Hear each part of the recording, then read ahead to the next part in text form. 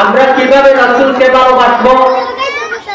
আল্লাহর নবী বিশ্ব নবী রাহমাতুল লিল আলামিনের সাহাবী, শ্রেষ্ঠত্ব সাহাবী, যেই সাহাবী দুনিয়াতে থাকাকালীন অবস্থায় আল্লাহ রাব্বুল আলামিন জান্নাতের সার্টিফিকেট দিয়েছেন।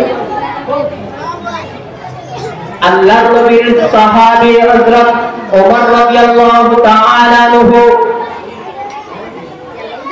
একবার নবীজি সাল্লাল্লাহু আলাইহি ওয়াসাল্লামের কাছে এসে উপস্থিত হলেন। ও পয়গম্বর, আমি আপনাকে ভালোবাসি।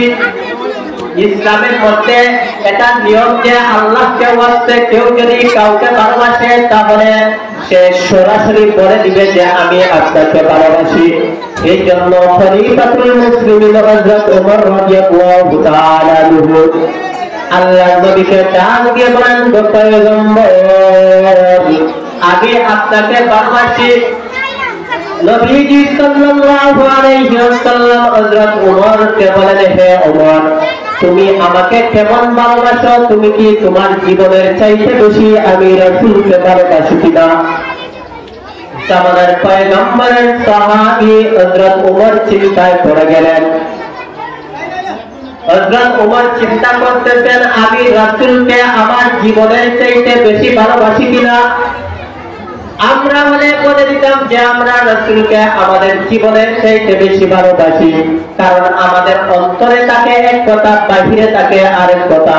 কিন্তু জামানার পয়গম্বরের সাহাবীরা খুব সাদাসিধা ছিল। তাদের অন্তরে যে কথা আসে সেই কথা তারা বাহিরে প্রকাশ করে। এই জন্য খলিফাতুল মুসলিমিন চিন্তায় পড়ে গেলেন। কিছুক্ষণ চিন্তা করার পর আল্লাহর নবীকে ডাক দিয়ে বলেন, হে পয়গম্বর, আমি আমার জীবনের চাইতে বেশি আপনাকে বেশি ভালোবাসি না। আল্লাহর নবী বিশ্ব নবী রাহমাতুল লিল আলামিন ডাক দিয়ে বলেন, হে ওমর, তাহলে আমি রাসূলের প্রতি তোমার ভালোবাসা হয় নাই। তারপর আরো কিছুক্ষণ চিন্তা করলেন। চিন্তা করার পর খলিফাতুল মুসলিমিন হযরত ওমর রাদিয়াল্লাহু তাআলা আনহু ডাক দিয়ে বলেন, হে পয়গম্বর, আমি আমার জীবনের চাইতে আপনাকে বেশি ভালোবাসি। আপনার জন্য আমার জীবনের সব কিছু বিসর্জন দিতে প্রস্তুত আছি।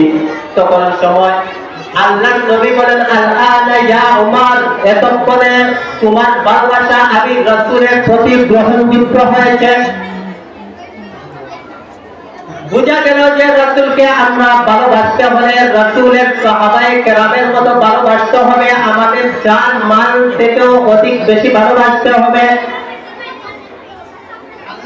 জামানার পয়গম্বরের সাহাবী হযরত আবু বকর, নবীজি সাল্লাল্লাহু আলাইহি ওয়াসাল্লাম একবার তাবুকের যুদ্ধের মধ্যে রওনা দিবেন। তাবুকের যুদ্ধের মধ্যে যাওয়ার জন্য সমস্ত সাহাবায়ে কেরামদেরকে একত্রিত করে বললেন, হে আমার সাহাবায়ে কেরামের দল, তাবুকের যুদ্ধে যাব, তোমরা যে যা পারো যুদ্ধের মধ্যে অংশীদার হও। আল্লাহর নবী বিশ্ব নবী রাহমাতুল লিল আলামিনের সাহাবী হযরত আবু বকর সিদ্দিক রাদিয়াল্লাহু তাআলা আনহু তারপর থেকে সমস্ত মালামাল নিয়ে আল্লাহর নবী বিশ্ব নবী রাহমাতুল লিল আলামিনের সামনে উপস্থিত হলেন।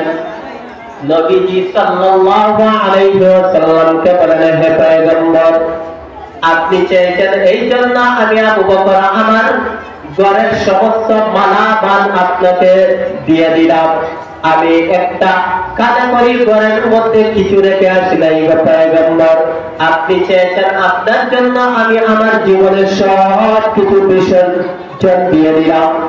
আল্লাহর নবী বিশ্ব নবী রাহমাতুল লিল আলামিন তার সাহাবী আবু বকরের ক্ষেত্রে বলেন, মা নাফানি মালুন কাত্তু, মা নাফানি মালুন আবি বকর, মা নাফানি মালুন কাত্তু, মা নাফানি মালি আবু বকর।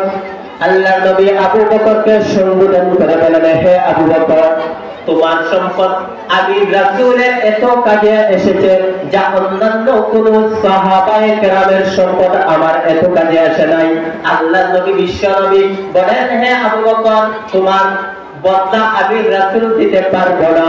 তোমার বদলা যদি কেউ দিতে চায় তাহলে একমাত্র আল্লাহ ছাড়া কেউ দিতে পারবে না। রাসূলের সাহাবী হযরত আবু বকর সিদ্দিক প্রমাণ করলেন, রাসূল সাল্লাল্লাহু আলাইহি ওয়াসাল্লামকে তার জীবনের সব কিছু বিসর্জন দিয়ে দিলেন, রাসূলের জন্য তার সমস্ত মালামাল দিয়ে দিলেন, তার জীবনটা উৎসর্গ করে দিলেন।